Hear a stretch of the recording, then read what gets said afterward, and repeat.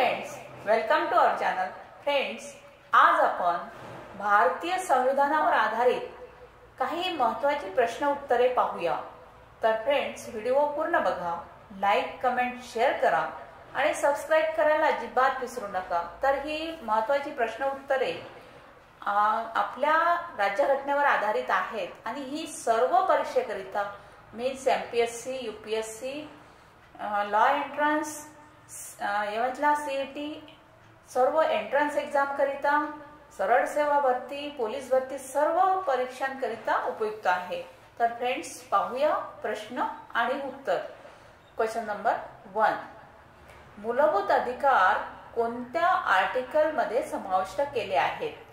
तर आन्सर आहे option number B, article 12 to article 36. Article 12 to article 36 means article 12 ते article 36 मध्ये मूलभूत अधिकार दिलेले आहेत. Question number 2. अस्पृश्यता अपराध कायदा 1955 चे नाव बदलून नागरी हक्क संरक्षण कायदा 1955 असे करण्यात आले. तर हे कोणत्या वर्षी करण्यात आले? आन्सर आहे ऑप्शन नंबर सी, 1976 मध्ये. Question number 3. संपत्तीचा अधिकार घटनेच्या भाग 3 मधून वगळण्यात आला. आता संपत्तीचा अधिकार कोणत्या अमेंडमेंट नुसार भाग 3 मधून वगळण्यात आला? आन्सर आहे ऑप्शन नंबर बी, 44वी घटना दुरुस्ती मीन्स 44th अमेंडमेंट नुसार संपत्तीचा अधिकार वगळण्यात आला. Question number 4. संसदेच्या संयुक्त अधिवेशनाचे अध्यक्ष कोण असतो? संसदेच्या संयुक्त अधिवेशनाचे अध्यक्ष कोण असतात? तर आन्सर आहे option number C, president means राष्ट्रपती. संसदेच्या संयुक्त अधिवेशनाचे अध्यक्ष राष्ट्रपती असतात. Question number 5. भारताच्या उपराष्ट्रपतीचे पद उपराष्ट्रपती पदाशी मिळते जुळते आहे. आन्सर आहे ऑप्शन नंबर बी, अमेरिका या देशाशी मिळते जुळते आहे. Question number 6. जो मंत्री परिषदेच्या बैठकीत अजेंडा तयार करतो तो कोण? तर आन्सर आहे ऑप्शन नंबर बी, पंतप्रधान. पंतप्रधान मंत्री परिषदेच्या बैठकीत अजेंडा तयार करतो. Question number 7. राज्य परिषदेचे अध्यक्ष निवडले जातात. राज्य परिषदेचे अध्यक्ष कोणत्या सभागृहातून निवडले जातात? आन्सर आहे ऑप्शन नंबर सी, संसदेच्या दोन्ही सभागृहांचे सदस्य यांच्याकडून अध्यक्ष निवडले जातात.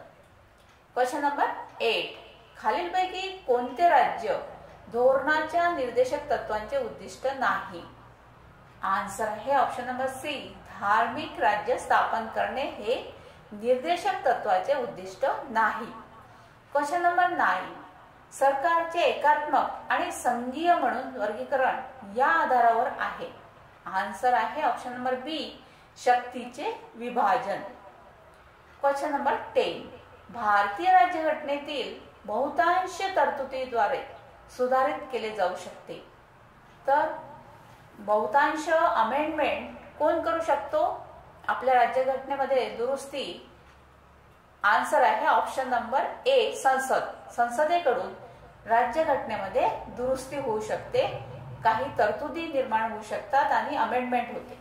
Question number 11. सामुदायिक विकास कार्यक्रम केव्हा सुरू झाला?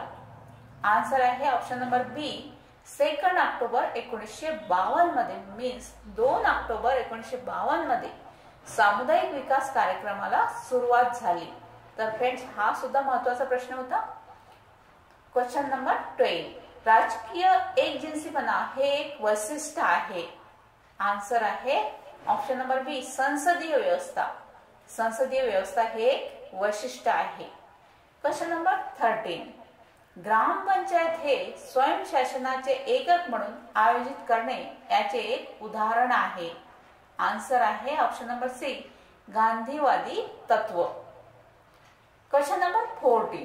मताधिकार वापरण्याचे वय 21 वरून कमी करून 18 वर्षे करण्यात आले. तर हा प्रश्न खूप महत्वाचा आहे फ्रेंड्स.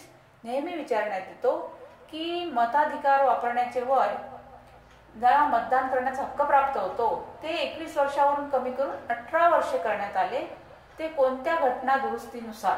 आन्सर आहे ऑप्शन नंबर सी 61वी घटना दुरुस्ती मीन्स 61 अमेंडमेंट नुसार. Question number 15.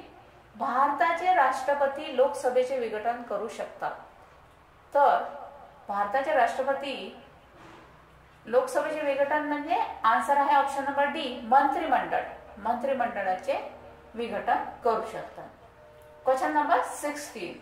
विशिष्ट मंत्रालयासाठी निर्धारित खर्च कमी केला जावा असे सुचवणारे प्रस्ताव म्हणून ओळखले जाते.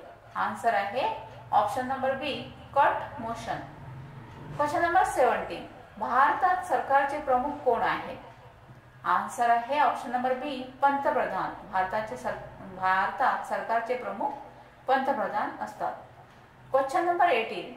राज्याचे राज्यपाल विधानसभेसाठी किती सदस्यांना नामांकित करू शकतात. आन्सर आहे ऑप्शन नंबर सी 1.